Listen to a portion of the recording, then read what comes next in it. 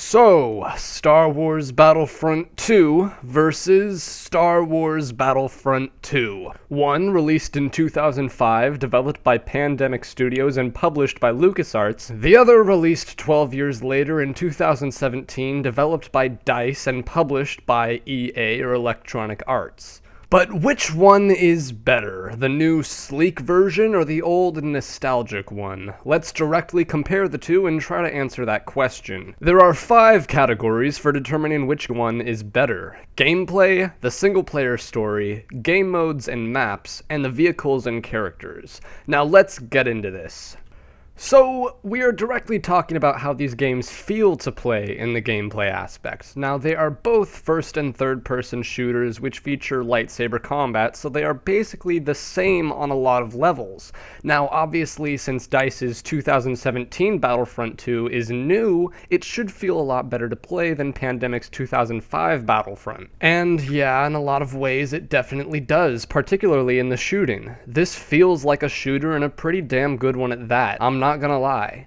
2005's version is pretty great and honestly feels smooth for its time, but it can't really compete. The only area in which classic Battlefront gives the new Battlefront a run for its money in gameplay, however, is with how the heroes actually play. With the old Battlefront 2, there is a certain level of control that you have over how lightsaber-wielding characters play. Sure, you can just button mash and that will solve your problems most of the time, however, in the classic Battlefront 2, there seems to be this sort of lightsaber combat that feels really similar to the Jedi Knight series, which is said to be one of the best lightsaber combat games ever made, so take that as you will. Compared to the new Battlefront 2, you have a lot more control over what the hero is doing. It might feel a little bit more stilted, but with that stilt comes the control. And the controls for the heroes are so good that one can have actual duels with the old characters, with blocks and dodges and rolls. It gives the system a certain nuance where, if you master it, you will be able to beat other characters out of skill and not star cards. All in all, though, with that said, I guess the new Battlefront has to take the point for this because the majority of the time is spent playing the shooter aspect of the game, and that is better in the new Battlefront. So for the gameplay, I guess the point has to go to Battlefront 2 2017 EA.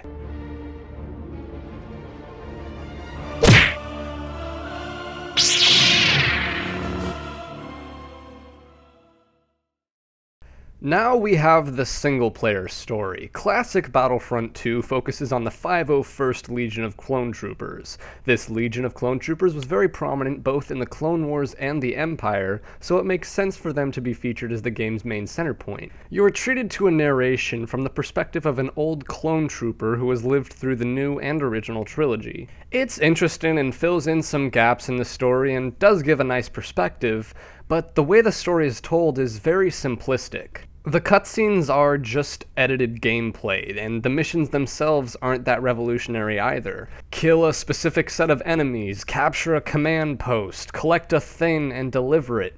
On paper it doesn't sound that great, but in practice it's actually really fun. And it gives some context and humanity to the perspective of the villains from the movies. You know, there's a few missions where you play through the Jedi Purge and kill the last of the Jedi. You're evil, and it's fantastic. The game takes you through the clone and stormtroopers' victories throughout the movies right up until the Battle of Hoth. A massive endgame featuring AT-ATs, AT-STs, flying land speeders, turrets, and even fucking tauntauns. Now, in contrast, new Battlefront 2 takes a similar approach as you are playing the bad guys once again. However, that doesn't last long.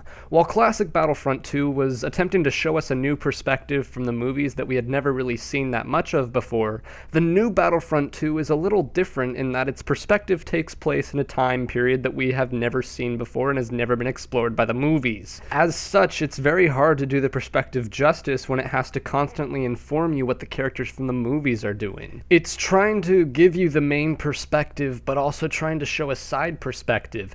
The main problem I have with this approach is that it's trying to serve as that niche side perspective of Iden Versio, the main character, while also trying to give us the main perspective of the movie characters. You can't really do both. You have to pick one. Either commit to having a story about Iden Versio and the Empire, or commit to having a story about the characters from the movies. When you do do both, you end up with two half-baked experiences. When playing Aiden's story, it's impossible to not get the feeling of member berries. And when playing Luke, Han, or Leia, or etc., it's impossible not to just wonder, why the hell isn't the entire game just like this? Also, there's the fact that Aiden's perspective is ultimately useless, as she just... well, this is a spoiler, but she turns to side with the rebels. So her perspective is ultimately useless. I remember people were so excited to play the Imperial perspective and then just... nah.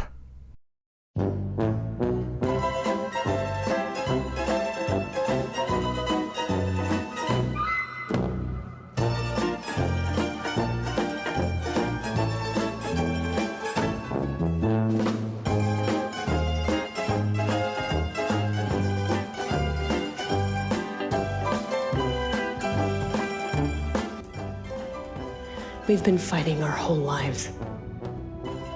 It's taken us too long to realize that we were fighting for the wrong side. But I am tired of people saying that this is one of a few games where you get to play as a villain. We've been here before, guys. The thing that sucks about it is how cliche it really is to have Aiden join the rebels. We've just seen it happen so many times. Evil-ass motherfucker who slaughtered hundreds of people defects to join the good guys and no one bats a fucking eye. No nuance, no moral, fuck you. To have them do it again is just tiresome. So when compared to the old Battlefront, the new one definitely tries to do a lot more. It just kind of fails at what it's doing. So I think this point is a tie, actually.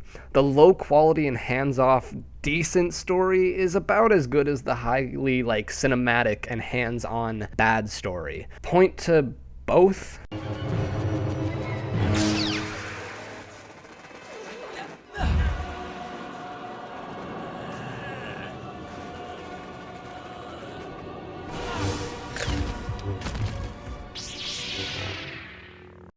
Next up, we have game modes and maps. Now, when I was thinking about the new Star Wars Battlefront 2, I couldn't quite place my finger on what I wasn't enjoying about the game.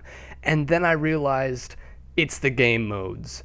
This person's comment pretty much sums up my thoughts on the game modes in Star Wars Battlefront 2.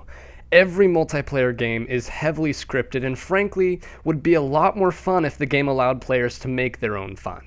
The battles are going to play out the same every time, and that's because there's no official conquest mode. Command posts, the thing that made the original game, are completely absent here. Now, I'm not going to act like conquest was the best thing in the world. It definitely did get old after a while, but that doesn't mean it should be done away with altogether. Conquest mode enabled players to have an objective, but also make their own fun when capturing that objective. I recognize that DICE didn't want to do Conquest mode because Battlefield does that, but that's completely ignoring the fact that Star Wars Battlefront, as a concept, started off as a mod for Battlefield. To me, it's not fun to play an objective that's the same over and over. I hate having to say that the original Battlefront 2 by Pandemic got everything right, but it definitely had a lot more common sense when it came to its map design. So when it does come down to it, the game modes make the maps. The maps are designed around the game modes, and I feel like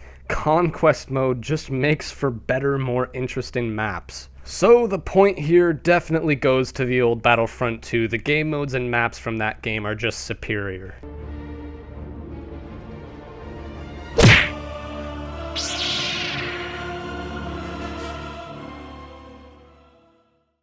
Now, for the last point, we have the vehicles and the characters. So the main difference between the vehicles and the characters in 2017 and 2005's Battlefront is how characters and vehicles are unlocked. In the old Battlefront, vehicles served a sort of purpose, and if you had them, you could get a serious advantage over other players. However, this advantage was joined with the fact that both sides had it. No matter the skill level, both sides have access to vehicles, which makes a lot of sense, but no, that's too much like Battlefield for the new Battlefront 2.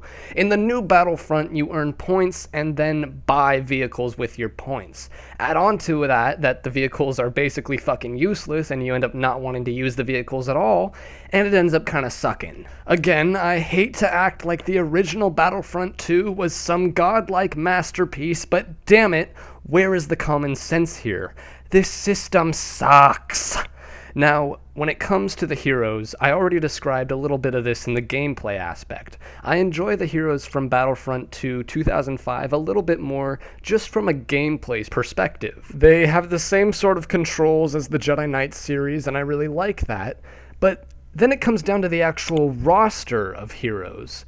The only thing I like more about the new Battlefront 2 when it comes to heroes is that you have the option to select which hero you want to play, and also there can be a few different people playing on the Battlefront as heroes, so Darth Maul and Vader can charge in side by side, and I really like that even if it is stupid and non-canon. It's fun. It's one of the few things present in the new Battlefront that make it actually feel like a step up from the old Battlefront, but that's about it. But again, when it comes to the actual hero roster, it's incredibly disappointing, and I'm surprised people aren't talking about this. More than half of it is recycled from Battlefront 2015. More than half of the hero roster is the same models. It's lazy. And also, there's no Anakin, there's no Obi-Wan, there's no Mace Windu, there's no General Grievous, at least not yet. No Count Dooku. The prequels are very snubbed here, and I don't really get it. You don't get any of your iconic heroes, but hey, you get Lizard Fucker, so that's great. I'm sorry, who the hell are you? Prune face, ma'am. Anyway, the Emperor has made When the face is a prune, then action goes boom! Action! Excitement! Well, then, glad to have you aboard, Prune Face. You'll be a great asset to this. Actually, I lied. I'm just here to fix the copier machine. Prune face! I think what EA and Disney fail to understand about the prequels is that people dislike them because they are objectively bad movies. But on the flip side of that, people love the prequels for the lore and mythos of them. There are ways to make the prequels badass, and the original Star Wars Battlefront 2 understood that and actually did that. This reluctantly has the prequels there, but treats them as the red-headed stepchild, as if they aren't really welcome or something. Either that, or they were just lazy as fuck and didn't want to give the prequels attention. Point to the old Star Wars Battlefront 2. It had better heroes and better vehicles.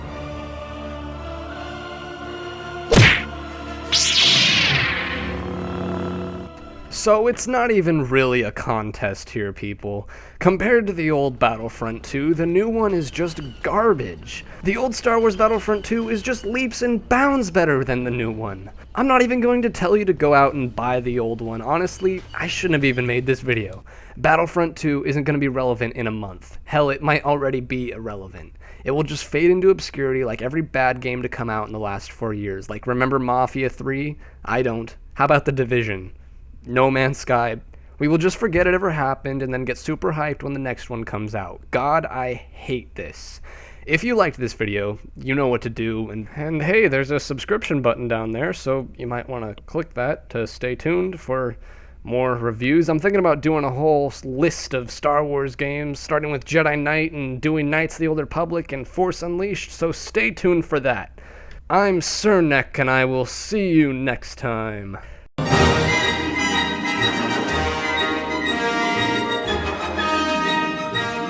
You know, guys, I'm actually pretty proud of myself here. I managed to make it through the whole video without talking about the game's biggest controversy, because I'm sure you haven't heard about that, right? I mean, I'm sure you haven't seen the hundreds and hundreds of videos talking about, the most downvoted post in Reddit history, and, that thing that rhymes with moot moxes, that whole thing. I'm sure you haven't heard about it, you stupid fucking children, you fucking pansies. You need me to give you a C-grade news report on it, don't you, so that you know what's going on. Hey guys, today in gaming news, EA pulled some bullshit, and I'm gonna talk about it for 10 minutes. God, you guys are just milking this thing dry. You're milking it for all it's worth, and I'm milking it too. And you know what? It's not even gonna fucking matter. It's not gonna fucking matter, because the internet's going away as we know it. Net neutrality is gonna die, and it's gonna be gone, and it's gonna be bad. And did I call my senator? No, I didn't call my senator, because I'm too shy and nervous, and I live in California, so me calling my senator is not gonna really do anything. It's like attempting to preach to the choir, and we're all just fucked, man. Fuck. I come from a land of love. Read us slow and mention